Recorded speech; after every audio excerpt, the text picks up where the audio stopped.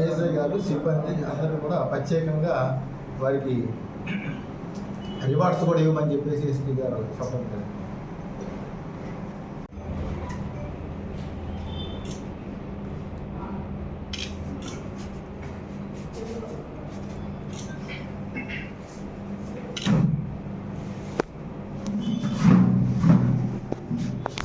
ఇతను వచ్చేసి బెంగళూరు, కర్ణాటక రాష్ట్రం బెంగళూరు జిల్లా దేవనహళ్ళి తాలూకా అనమాట. విజయపురి విలేజ్ ఇతను గ్రామం. ఇతను గతంలో కూడా కేసులు, ఈ గంజా కేసుల్లో ఉన్నాడు, అలాగే రాబరీ కేసుల్లో కూడా ఉన్నాడు. ఇతను నేర చరిత్ర కలిగినటువంటి వ్యక్తి. ఇతని ఏజ్ వచ్చి 22 సంవత్సరాలు ఉంటాయి. పేరు ఏవి Ramana, sub inspector of police Venkatagiri circle. నిన్నటి తేదీ అంటే 7వ తారీఖు రాత్రి 9:30 సమయంలో కృష్ణా ఎక్స్ప్రెస్ విజయవాడలో ఎక్కేసి ఇక్కడ మన వెంకటగిరి రైల్వే స్టేషన్లో అనుమానాస్పదంగా ఒక వ్యక్తి దిగాడు. అతని చేతిలో ఒక బ్యాగ్ అనేది ఉంది.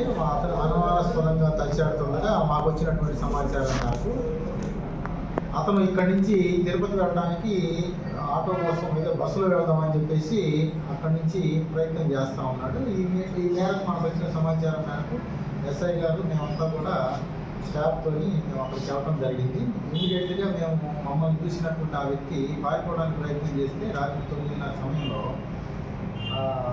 అతన్ని పట్టుకోవడం జరిగింది. అతన్ని మేము ఇంట్రాగేషన్ చేస్తే అతని పేరు గోపీనాథ్ నరసింహరాజు అని చెప్పేసి ఇతను బెంగళూరుకు చెందిన వ్యక్తి అనమాట. ఇతను గతంలో కూడా కేసుల్లో ఉన్నాడు. ఇతను గాంజాయి తీసుకొచ్చి ఆమె సొమ్ము చేసుకోవడానికి ప్రయత్నం చేస్తూ ఉంటాడు. గతంలో కూడా కేసులు ఉన్నాయి. జైలుకి వెళ్ళి వచ్చాడు ఇతను బెంగళూరులో కూడా. అటువంటి వ్యక్తిని మేము పట్టుకోవడం జరిగింది. ఆ వ్యక్తిని పట్టుకొని మేము మీడియేటర్ సమక్షంలో అతని జేబులో ఉన్న అతను సంచిలో ఉన్నటువంటి ప్యాకెట్స్ని వెరిఫై చేస్తే 3 ప్యాకెట్స్.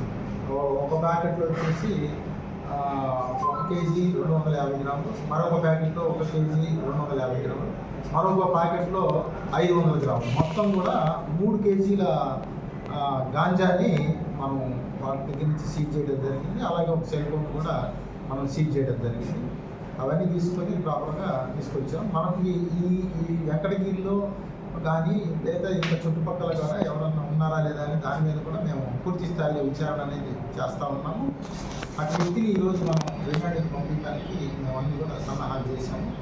ఎవరైనా సరే యువత చెడుదారు బట్టి ఈ గాంజా అమ్మటానికి కానీ వాడటానికి కానీ లేదా ఏ రకంగా వాళ్ళ దగ్గర ఉంచుకున్నా కూడా వారి పట్ల పోలీస్ శాఖ తరఫున ఖచ్చితంగా కఠినమైనటువంటి చర్యలు తీసుకోవడానికి ఏమాత్రం కూడా వెనకాడబోమని చెప్పేసి అటు వారికి పోలీసు వారి హెచ్చరికగా వాళ్ళకి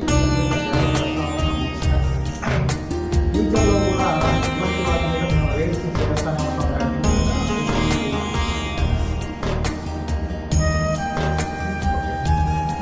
వాటి విలువ వచ్చేసి సుమారు 33,000 అనమాట.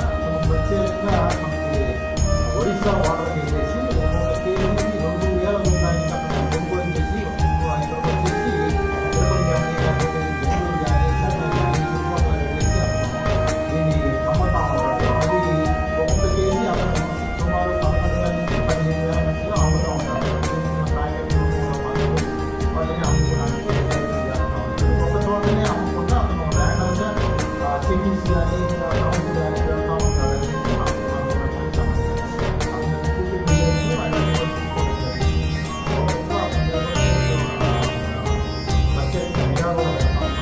ఇంకా వేరే సమాచారాలు కూడా ఇటువంటి వ్యక్తులు నేను ప్రత్యేకంగా కూడా మనం ఇతను ఒకడే దొరికాడు మనకి ప్రస్తుతానికి. ఆడవాడు కానీ వ్యాపారుడు కానీ తీసుకోవడం కూడా గట్టిగా అమ్మకానికి వెంకటగిరిలో ప్రయత్నం చేయలేదు. ఇక్కడ ట్రైన్ దిగిపోయినాడు. అది ఏదో ఏ స్టేషన్ అనేది కూడా అతను తెలియలేదు.